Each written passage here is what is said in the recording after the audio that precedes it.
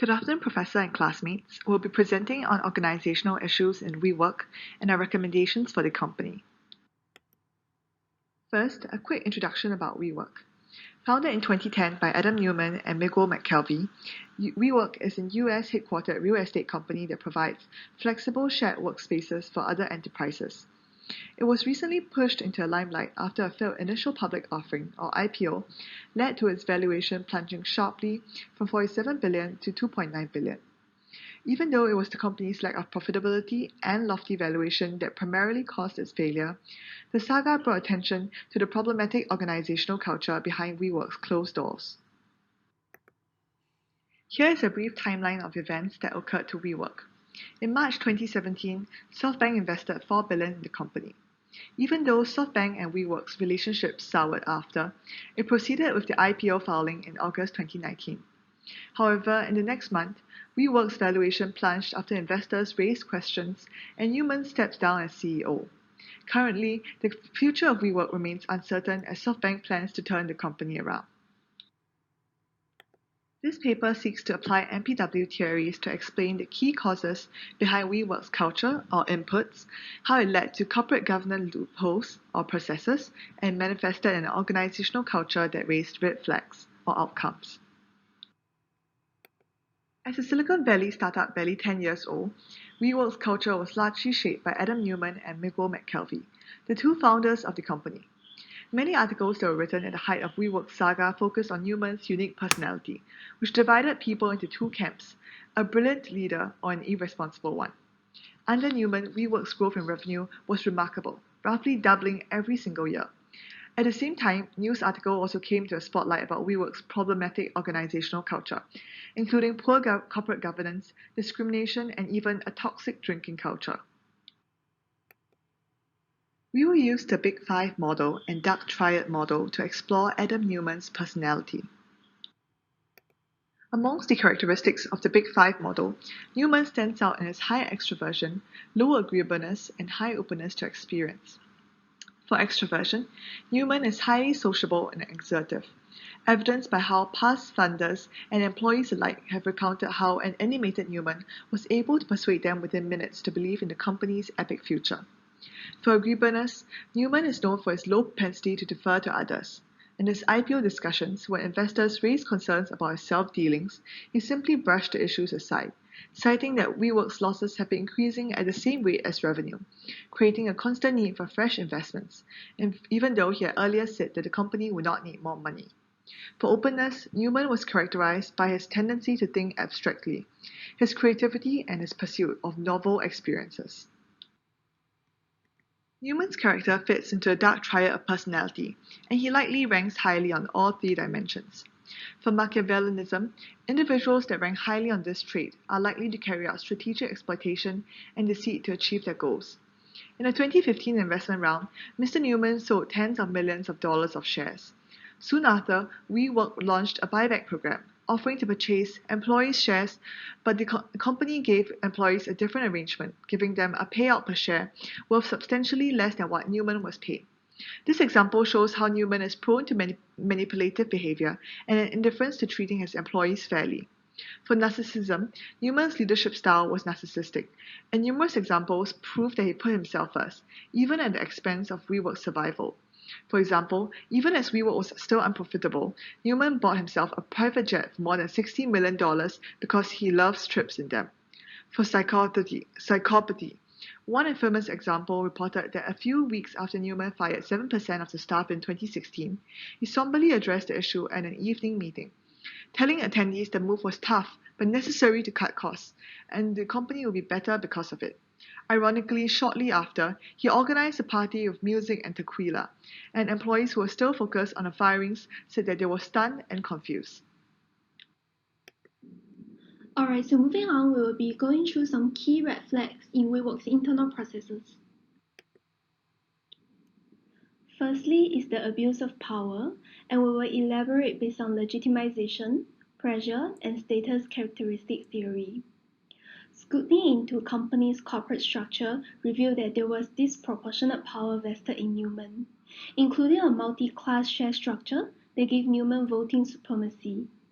Although companies have argued that leaders can focus on long-term strategy rather than short-term stock price fluctuation, but such stock structure could allow CEO to act in their own interest in decision-making. There was also a lack of independent board of directors to put a check on his power, given that they had minimal involvement in decision-making.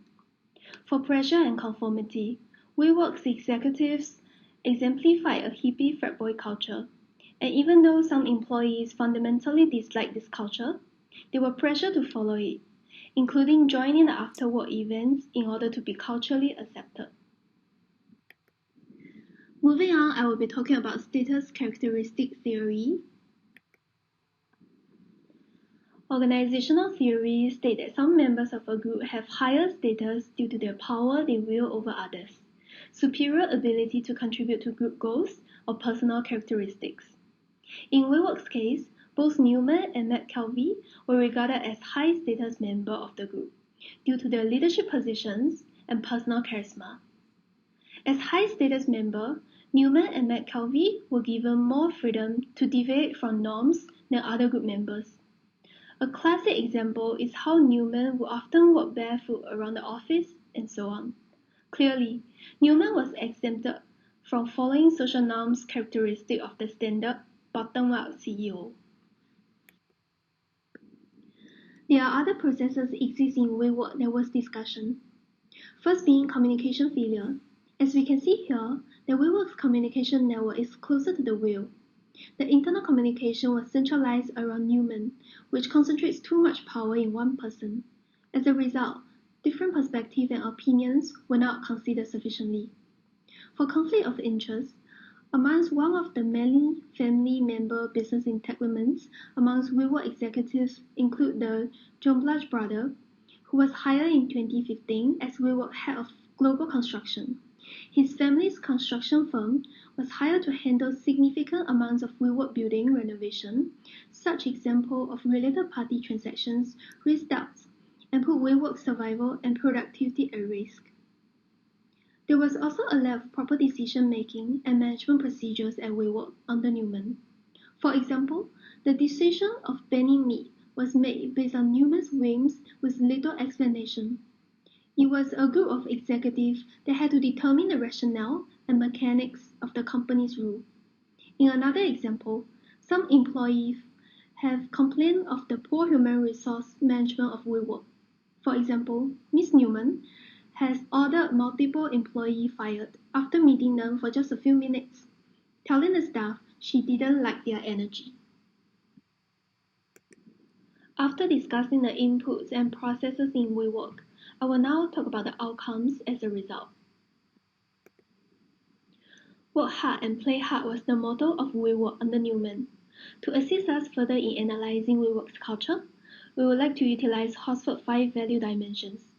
My group have concluded a high power distance in WeWork, given the fact that power was unequally distributed with numerous examples of Newman's eccentric behavior and company policies.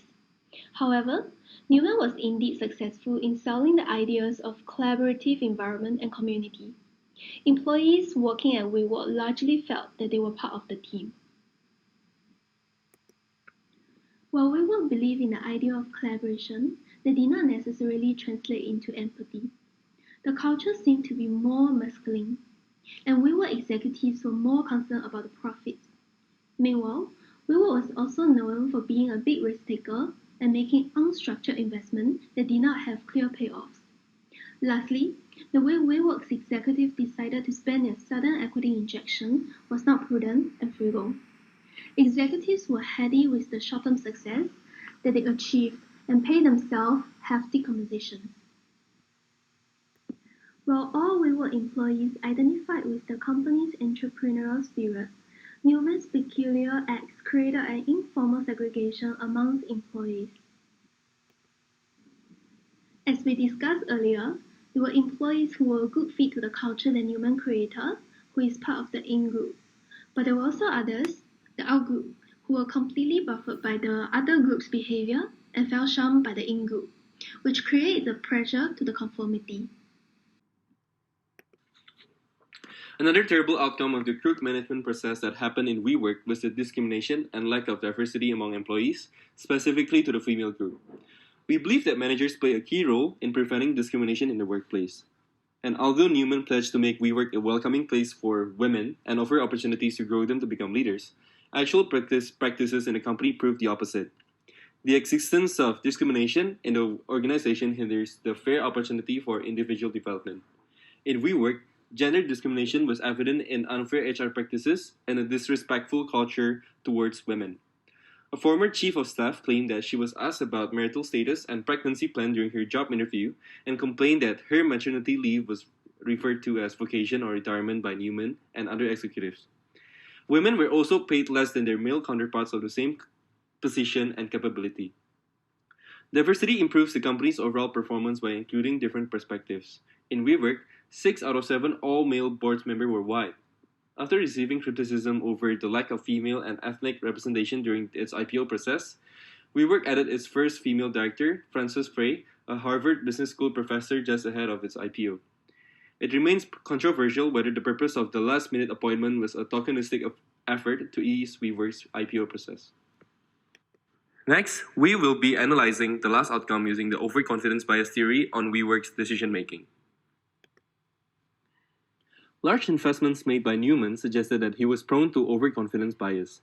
Even though he was able to identify the unserved needs of startup founders and entrepreneurs who regard workspaces, he was overconfident in his ability to turn around the profitability of his company or convince others to believe in the epic future of WeWork. For the former, WeWork's track record of doubling its growth every year probably led Newman in believing that he was highly capable of running the company and could achieve profitability miraculously down the road, even though revenues and profitability are not directly related. For the later, it was perhaps his initial major success in convincing SoftBank to invest and JP Morgan and Goldman Sachs to take the company public that reinforced his delusional belief that he could actually convince other investors and even himself to believe in the company's overinflated valuation. Unfortunately, the IPO derailed when the wider investing community began to scrutinize the company's business model as part of its SEC filing, which showed that WeWork was unprofitable and did not have a clear path to profitability. The first solution that we are proposing is to remove Adam Newman and his affiliates.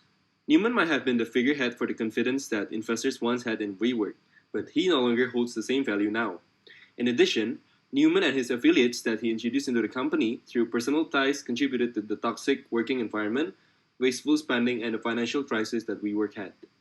Our group's suggestion is to remove Newman from his position and put those closely related with him under scrutiny to ensure that they are competent at their jobs. While overhauling the entire management might rock the ship too much, we think that it is important to verify that management is legitimate. Therefore, we suggest replacing unqualified management with the professionals and putting in place an independent board. However, important attributes to look for when hiring these replacements would be collaboration and creativity, qualities that will make them a good fit with WeWork's core values. The second solution is to implement inclusion and diversity protocols. To counter the social segregation and discrimination that occurred in WeWork, our group's proposal to the company is to implement inclusion and diversity protocols that would repair the toxic culture that WeWork had. These protocols would be implemented in two key processes: hiring and day-to-day operations. First, we would require the hiring department to be strict and specific in determining the hiring criteria for both executives and employees to prevent conflicts of interest, which was a problem mentioned previously. Secondly, there needs to be an organization-wide change of mindset that promotes inclusion in a company. Managers will have a key role in making sure that the out-group has a sense of belonging in the company and ultimately eliminating the division between the in-group and the out-group. To monitor whether the company is on the right track in restoring a common overarching identity, WeWork should closely monitor the retention rates of the out-group and conduct exit interviews to gain insights. As stated earlier, the communication network during Newman's tenure in WeWork was of a wheel structure. Our group is now proposing an open-door policy to be implemented in WeWork. Many executives reported directly to Newman, and the CEO had the absolute and final say in making important strategic decisions. This created a severe problem for WeWork since decisions that Newman made resulted in costly errors due to his overconfidence bias and lack of inputs from opposing views. Our group suggests that WeWork implement an open-door policy where employees managers, and executives are able and comfortable in communicating their thoughts about a company's decisions in order to achieve more sound decisions. To close off this presentation, our group believes that if there would be resistance to change, its source would be from individuals' habit that a company cultivated under Newman's leadership and group inertia. However, we believe that the failed IPO and downfall that WeWork had would act as a significant propeller of change that will enable corrective solutions proposed to be implemented.